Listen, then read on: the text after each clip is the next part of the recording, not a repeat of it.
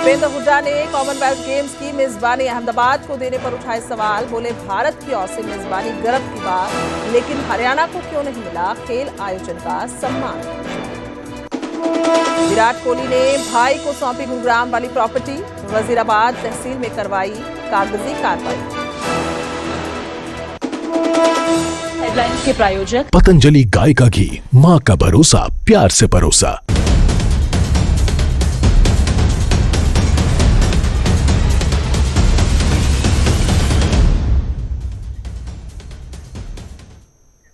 नमस्कार, हरियाणा प्राइम में आपका बहुत बहुत स्वागत है। मैं हूं आपके साथ गुरजोत संधू। तो बुलेटिन की शुरुआत करते हैं सबसे पहले हरियाणा के एएसआई संदीप लाठर के मामले में। तो उनका पोस्टमार्टम हो रहा है और रोहतक पीजीआई में एएसआई संदीप का पोस्टमार्टम चल रहा है। तब पोस्टमार्टम के बाद जींद में दासी जुलाना में अंतिम संस्कार होगा और एडीजीपी की पत्नी पर एफआईआर दर्ज होने के बाद परिवार राजी हुआ है। आईएएस अमनीत पी कुमार के खिलाफ एफआईआर दर्ज की गई। अमनीत के भाई पर भी मामला दर्ज किया गया और वो आम आदमी पार्टी के विधायक हैं अमित रतन, जिन पर एफआईआर दर्ज की गई है। एफआईआर में बता दें कि एडीजीपी पूरन कुमार के गनमैन का भी नाम दर्ज है और संदीप की पत्नी संतोष की शिकायत पर एफआईआर दर्ज की गई है। एएसआई संदीप लाठर ने गोली मारकर आत्महत्या की थी और उन्होंने अपनी जान देने से पहले एक वीडियो बनाया और 3 पेजों का सुसाइड नोट भी लिखा गया, जिसमें उन्होंने जिक्र किया कि एडीजीपी उनका परिवार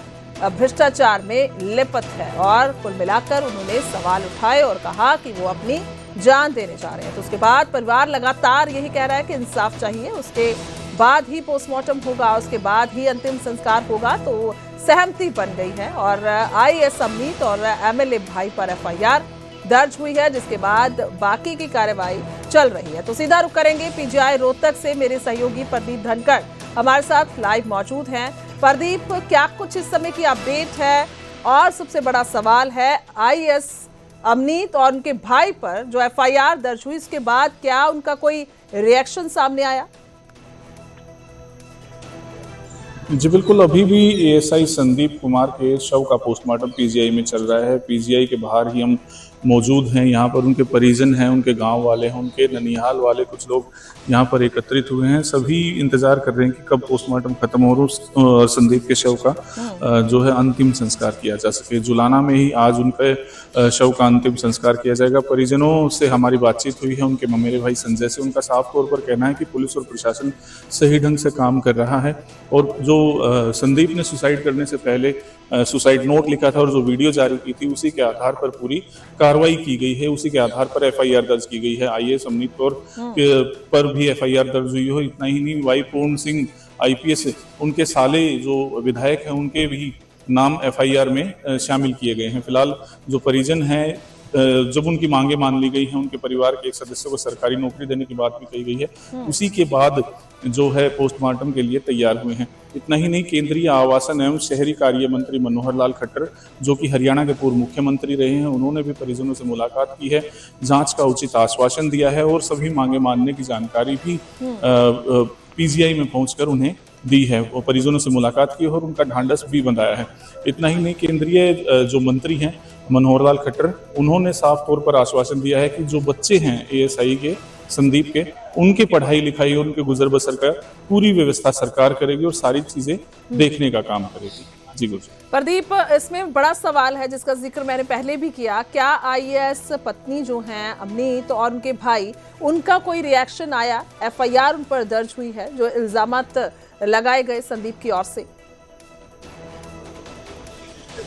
जी, दरअसल अभी फिलहाल किसी तरह का कोई बयान ऑफिशियल तौर पर सामने नहीं आया है। एफआईआर भले ही पुलिस ने दर्ज कर लिया कि भ्रष्टाचार के आरोप लगाए थे एडीजीपी वाई पूर्ण सिंह और उनके परिवार के अन्य सदस्यों पर। संदीप ने मौत से पहले, अपनी खुदकुशी करने से पहले, एक सुसाइड नोट भी लिखा था और वीडियो भी जारी किया था। उसी के बाद एफआईआर दर्ज हुई है, लेकिन उनके परिवार के किसी अन्य सदस्य का कोई बयान फिलहाल सामने नहीं आया है।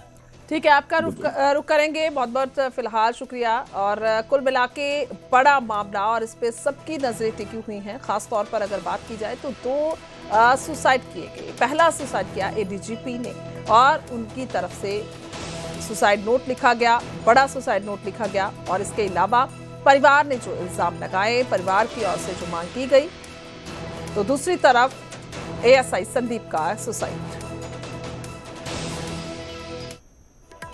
उधर एएसआई संदीप लाठर के परिवार से मिले हैं मनोहर लाल। रोहतक पीजीआई पहुंचकर परिवार से मुलाकात की गई। मनोहर लाल ने परिजनों को जांच का भरोसा दिया है।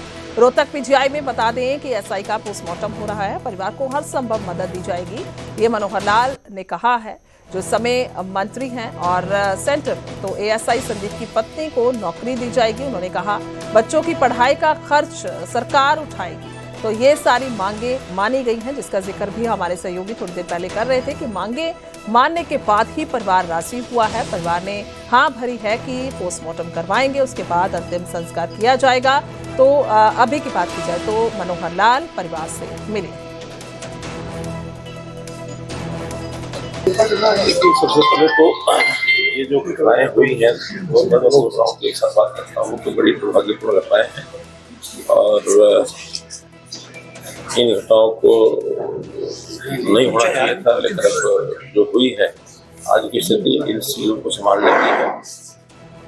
दुर्भाग्य से जो पहली घटना हुई उसमें कुछ राजनीतिक लोगों ने उसको एक राजनीतिक रंगत देने की बात की और बिरादरी के नाते से की बात का विलंबन की, जो उचित नहीं था। अब ये दूसरी घटना हुई है। मैं तो यही अपील करूंगा दोनों परिवारों से भी और समाज के सब अग्रणी लोगों से भी इन विषयों को बिरादरी का विषय न बनाए, जाति का विषय न बनाए और न ही इसमें से कोई राजनीतिक रंग इसके अंदर आने दें। एक सामाजिक बुराई वो केंद्र बिंदु विषय है इस दोनों घटनाओं के बीच में है। अब उसके नाते से एक जो कानून की व्यवस्था है, जांच की विषय है, उस जांच के नाते से चीजें निकल करके आएंगी और न्याय की बात हम करेंगे। ये बात हमने दोनों परिवारों को कही है। तो एएसआई की आत्महत्या का ये सारा मामला और इस मामले में लगातार नजरें टिकी हुई हैं, क्योंकि इल्जामात लगाए गए सीधे एडीजीपी पर। एडीजीपी ने भी सुसाइड किया और उसमें उन्होंने लिखा कि दलित होने की वजह से उन पर लगातार इस तरीके उन्हें प्रताड़ित किया गया, जिसकी वजह से वो अपनी जान दे रहे हैं। दूसरी तरफ बात की जाए एएसआई संदीप लाठर की, तो उन्होंने भी अपनी जान दे दी और उन्होंने ये कहा कि गिरफ्तारी की डर की वजह से ये एडीजीपी की ओर से सुसाइड किया गया। आगे बढ़ेंगे। उधर हरियाणा सरकार ने अधिकारियों की विदेश यात्राओं पर लगाम लगाई है। वित्त विभाग ने बता दें कि सख्त निर्देश जारी किए हैं। सरकारी खर्चे पर साल में सिर्फ एक बार ही विदेशी दौरा कर सकेंगे अधिकारी और मुख्यमंत्री को भी यहाँ तक कि विदेश दौरे के लिए मंजूरी लेनी होगी। साल में एक बार ही सरकारी और निजी दौरा कर सकेंगे। तो एक बड़ा फैसला और कह दें कि बड़ा और इसके साथ अलग फैसला और राज्य की ओर से ये किया गया हरियाणा सरकार की तरफ से। हरियाणा सरकार ने अधिकारियों की विदेश यात्राओं पर लगाम लगा दी है। वित्त विभाग ने बता दें कि सख्त निर्देश जारी किए हैं और सरकारी खर्चे पर साल में एक ही बार विदेशी दौरा कर सकेंगे और यहाँ तक कि मुख्यमंत्री को भी विदेश दौरे के लिए मंजूरी लेनी होगी।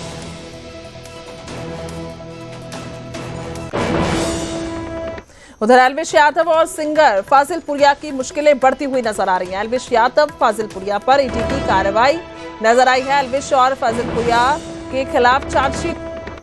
आगे बढ़ेंगे। खबर गुरुग्राम से है। गुरुग्राम के गोल्फ कोर्स एक्सटेंशन रोड पर सड़क हादसा हुआ। रोड़ी से भरा ट्राला बेकाबू होकर कार पर पलटा है। बता दें कि हादसे में एक जने की मौत हो गई है और दो की हालत गंभीर बनी हुई है। हादसे के बाद मौके से ट्राले का ड्राइवर फरार हो चुका है। तो बड़ा हादसा हुआ और यहाँ पर हिट एंड रन का केस सीधा और हादसे में एक की मौत हुई है, दो की हालत गंभीर बनी हुई है। तस्वीरें सामने आई हैं।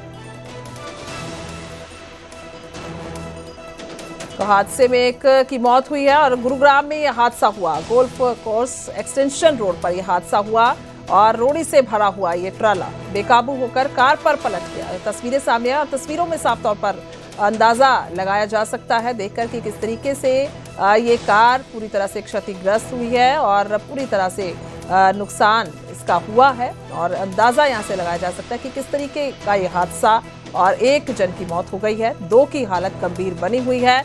मौके से जो ट्राला चालक था, ड्राइवर था, वो फरार हो गया है। हिट एंड रन का सीधा मामला और अपने आप पे एक बड़ा हादसा, क्योंकि एक जने की जान चली गई है तो हालत दो की गंभीर है। हालांकि उनको भी अस्पताल में भर्ती करवा दिया गया।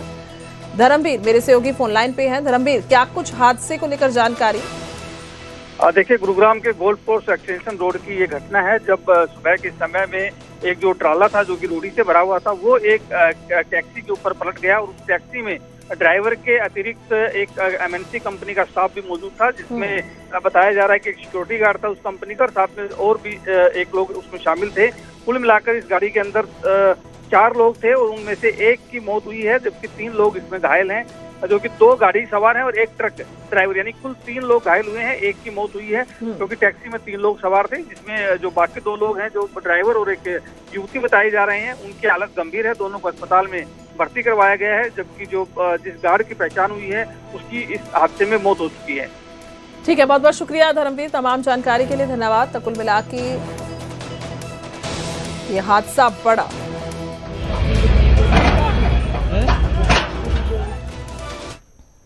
आगे बढ़ेंगे। दीपेंद्र हुड्डा ने CWG यानी कि कॉमनवेल्थ गेम्स की मेजबानी को लेकर सवाल उठाए हैं। भारत की ओर से CWG की मेजबानी गर्व की बात है, उन्होंने कहा, लेकिन हरियाणा को क्यों नहीं मिला सम्मान? इस बार अहमदाबाद करेगा कॉमनवेल्थ गेम्स की मेजबानी, और मेजबानी के लिए बता दें कि अहमदाबाद के नाम की सिफारिश की गई और एग्जीक्यूटिव बोर्ड ने अहमदाबाद को नॉमिनेट किया है। तो 26 नवंबर को राष्ट्रमंडल खेल की बैठक में अंतिम फैसला होगा। 2010 में दिल्ली को पहली बार मेजबानी मिली थी। तो दीपेंद्र हुड्डा ने पोस्ट में लिखा है, कॉमनवेल्थ गेम्स 2030 की मेजबानी भारत द्वारा किया जाना गर्व का विषय है, लेकिन सवाल है कि देश में खेलों की ताकत माने जाने वाले हरियाणा को खेल आयोजन में भी यह सम्मान क्यों नहीं मिला? यह हरियाणा में खेल ढांचे में निवेश का एक ऐसा अवसर था जिसके देश की लिए दूरगामी सकारात्मक परिणाम आते।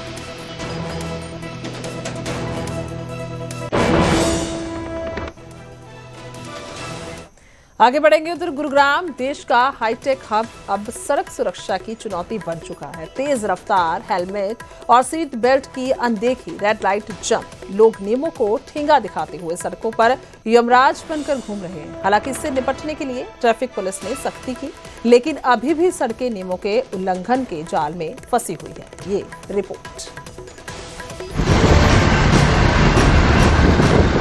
गुरुग्राम, जिसे साइबर सिटी और हाईटेक सिटी कहा जाता है, उसी शहर की गगनचुंबी इमारतों के नीचे ट्रैफिक नियमों का उल्लंघन निरंतर बढ़ता जा रहा है। तेज रफ्तार गाड़ियां, बिना हेलमेट वाले मोटरसाइकिल सवार, रेड लाइट जंप करने वाले वाहन और सीट बेल्ट ना पहनने वाले लोग यहां सड़क पर यमराज बनकर घूम रहे हैं। और इसी के साथ हर साल सड़क पर होने वाले हादसों की संख्या भी बढ़ती जा रही है, जिससे शहर की छवि पर भी सवाल उठते हैं। हालांकि शहर की ट्रैफिक पुलिस ने इसे रोकने के लिए कई कदम उठाए हैं। ड्रोन की मदद से रियल टाइम निगरानी, ऑनलाइन चालान और रोड पर सख्त पेट्रोलिंग, ये सभी उपाय शहर की सड़क सुरक्षा को मजबूत करने के लिए किए जा रहे हैं।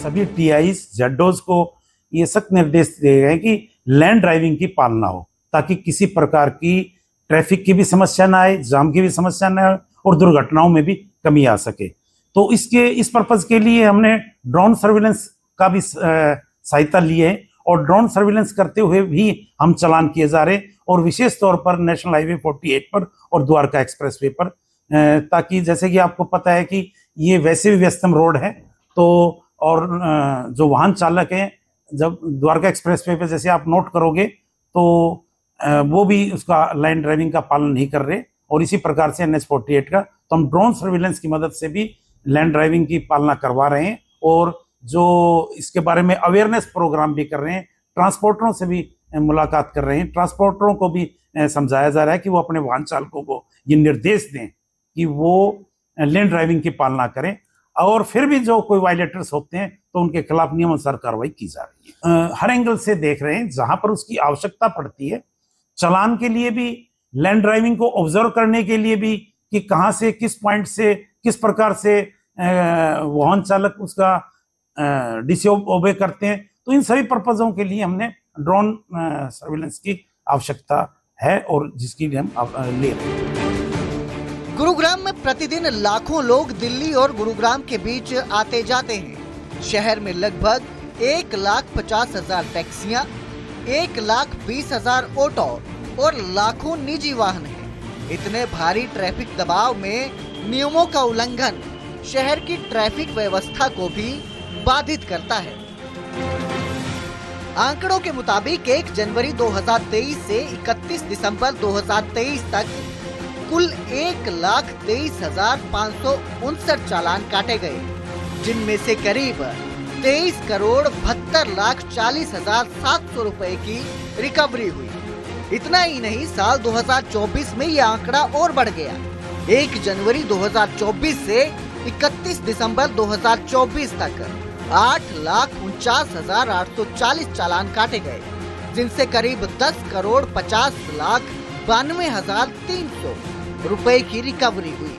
2025 आते आते ये आंकड़ा और बढ़ गया।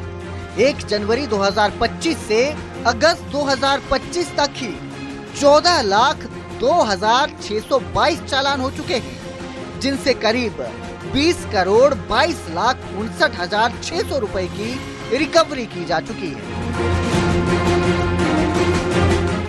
तो 2023 की तुलना में 2024 में चालानों की संख्या में लगभग 6.8 गुना बढ़ोतरी हुई। वहीं 2025 में केवल 8 महीने में ही 14 लाख से ज्यादा चालान हो गए, जो पूरे 2024 से अधिक है। ये साफ तौर पर बताता है कि लोग ट्रैफिक नियमों का पालन करने की बजाय लगातार उल्लंघन कर रहे हैं। वहीं गुरुग्राम पुलिस का कहना है कि उनकी कार्यवाही सिर्फ चालान काटने तक ही सीमित नहीं है। ट्रैफिक पुलिस की ओर से शहर के कॉलेज, स्कूल और कॉरपोरेट ऑफिस में जागरूकता अभियान चलाए जा रहे हैं। लोगों को ट्रैफिक नियमों का पालन करने के महत्व और सड़क सुरक्षा के बारे में बताया जा रहा है। बावजूद इसके सड़क पर नियमों का उल्लंघन करने वाले लोग इसे नजरअंदाज करते दिखाई देते हैं।